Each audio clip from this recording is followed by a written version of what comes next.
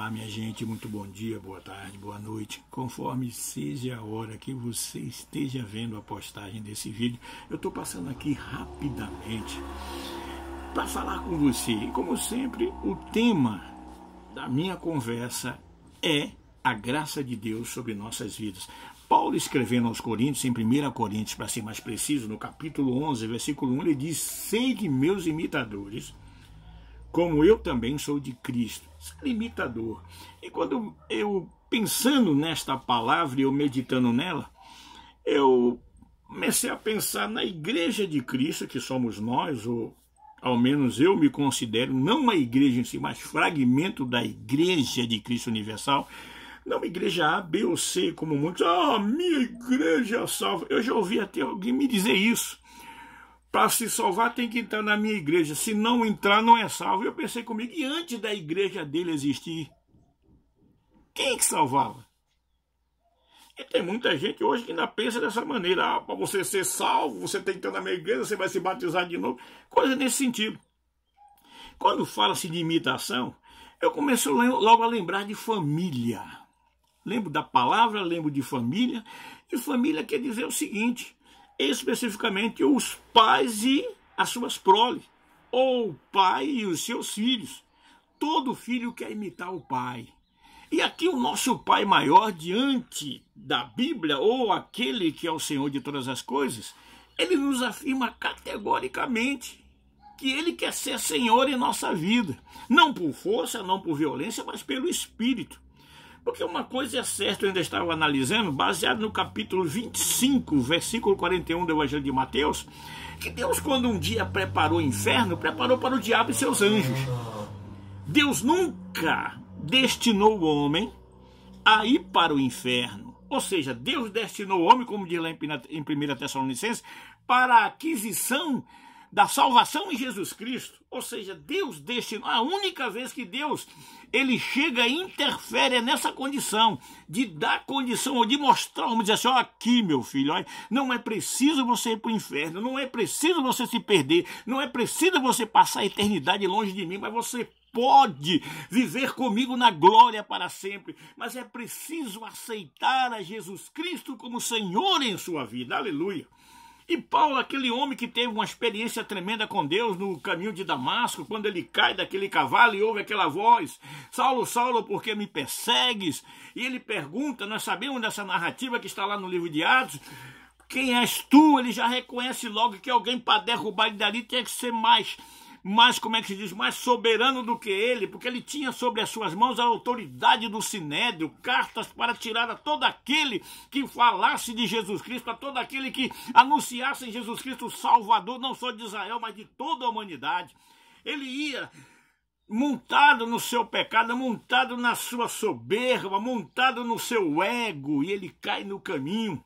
O Senhor derruba ele e diz: eu sou Jesus a quem tu persegues. Aleluia. Olhe, hoje a igreja, eu começo a fazer uma comparação da igreja primitiva. Mas nós temos que evoluir. Que você quer evoluir? Nessa condição eu prefiro continuar sendo um troglodita, meu amigo. Porque por essa palavra que foi escrita há mais de 2000 anos, porque também tem o Velho Testamento, e por essa palavra nós vamos ser julgados, e por essa palavra vamos ser justificados. Aleluia. Então não me venha com essa.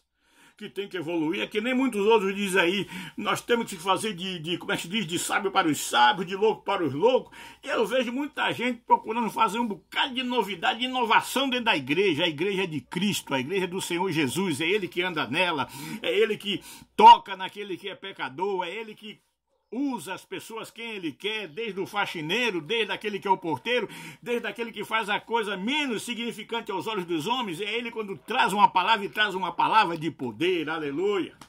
É como eu me lembro certa vez, eu até já falei aqui há muitos e muitos vídeos atrás, sobre uma determinada igreja, um homem que tinha era pastor de uma igreja em um interior desse aí do Brasil, eu não vou mencionar o nome, e aquele homem, aquele pastor, ele toda mão ele preparava aquele sermão, e ele dizia: pois isso aqui é o melhor que eu tenho de homilética, eu vou preparar esse sermão, e hoje fulano vai ter que se converter, porque o dízimo dele é um dízimo gordo. Aleluia. E ele pregava para aquele homem que era um fazendeiro riquíssimo de toda aquela região. E aquele fazendeiro estava na frente ali, nos primeiros bancos da igreja. Já tinha um lugar para ele e para a família dele, que esse pastor sempre tratava ele de maneira toda diferenciada. Ele estava lá na frente e quando o pastor falava e tudo, ele chorava. E quando o pastor fazia o apelo, alguém quer aceitar a Jesus Cristo? Muitos iam à frente, mas ele continuava daquele mesmo jeito.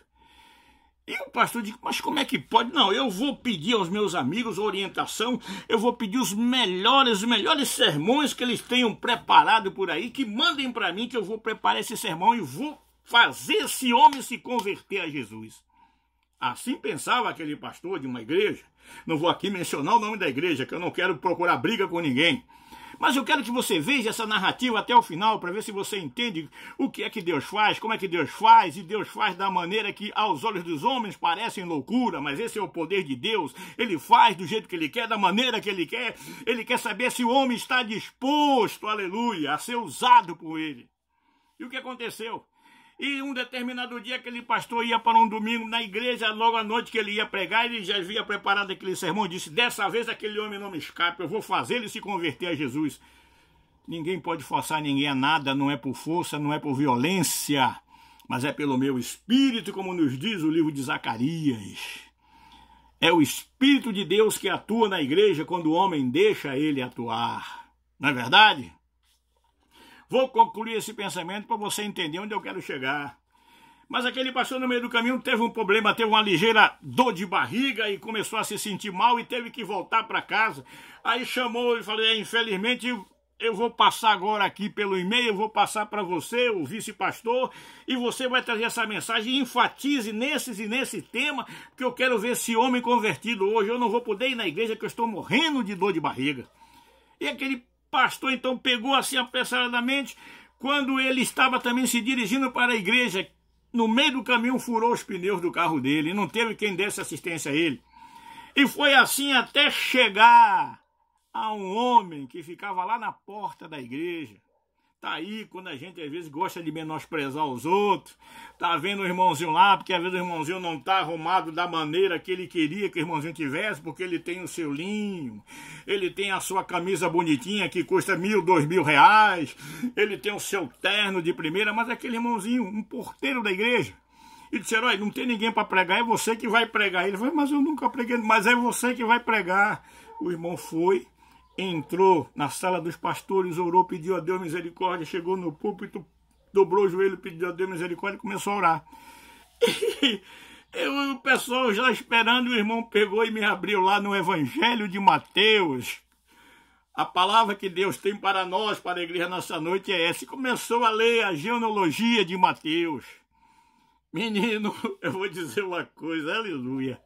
Eu fico feliz da vida por saber que Deus escolhe as coisas fracas deste mundo para confundir as fortes. Aleluia! Por isso que Ele é Deus. Por isso não me venha com minha teologia, minha homilética. Você tem que ser um homem de oração, meu irmão, porque a única coisa que faz com que o pecado caia por terra é quando nós temos a comunhão de Deus, nós somos imitadores de Deus, nós somos imitadores do nosso Pai, nós deixamos a glória de Cristo brilhar sobre nossas vidas. Não me venha porque eu sou um padre que me formei em teologia, não me venha dizendo que eu sou um pastor doutorado, não adianta nada disso, porque diante do pecado, diante do diabo, só o poder de Deus que pode expulsá-los. Aleluia! E aquele homem leu toda a genealogia do capítulo 1 do livro de Mateus. E mal ele acabou de ler, alguém que aceita, aquele homem, aquele doutor, aquele fazendeiro riquíssimo veio para frente chorando que nem uma criança. Eu preciso de Jesus, eu quero. Toda a igreja ficou abismada com aquilo. A igreja ficou parada e todo mundo aí começou a glorificar a Deus. Todo mundo já sabia que o pastor queria que aquele homem fosse um crente em Jesus Cristo, porque o dízimo dele era muito gordo. O dízimo dele era altíssimo. E vai agora. Passa-se uns dias depois, o pastor então, depois que soube daquela, mas é fulano que pregou e tudo, mas quando soube do resultado, aí ele se converteu, ele aí foi conversar com o homem, que aquele homem agora era um crente em Jesus Cristo, aquele fazendeiro riquíssimo de toda aquela região. E o pastor, eu estou curioso para saber por qual daquelas minhas mensagens que eu trouxe, que Deus foi trabalhando na sua vida e que fez você se converter naquele domingo? Aquele homem olhou para a cara dele assim e disse, por nenhuma delas. Aleluia. Oh Deus. Mas vai. Ele, por nenhuma delas é. Então, o que é que fez o senhor aceitar Jesus nesse domingo, nesse último domingo aí? Ele, porque aquele irmão que fica lá na portaria, subir no púlpito e falar de Deus, e ele me leu uma lista de nomes. E eu olhei que o meu nome não estava naquela lista, aleluia. Então eu disse, Senhor, me coloca na tua lista, porque eu quero, a partir de hoje, ser um filho nosso e morar nos céus, aleluia. Irmãos, seres imitadores meu, como eu sou de Jesus Cristo. A igreja precisa voltar a imitar o seu Senhor nas ações, e não só imitar, mas a viver. Sabe o que foi que Jesus disse aos seus discípulos em João 13:35? Nisto conhecereis que sois os meus discípulos, se vos amardes uns aos outros. Amor, o maior Deus. Quer ser imitador de Deus? Então, ime ao seu semelhante. Em nome de Jesus Cristo. Amém, graças a Deus. Se puder, compartilhe conosco esse vídeo. Se não puder, tudo tranquilo, né?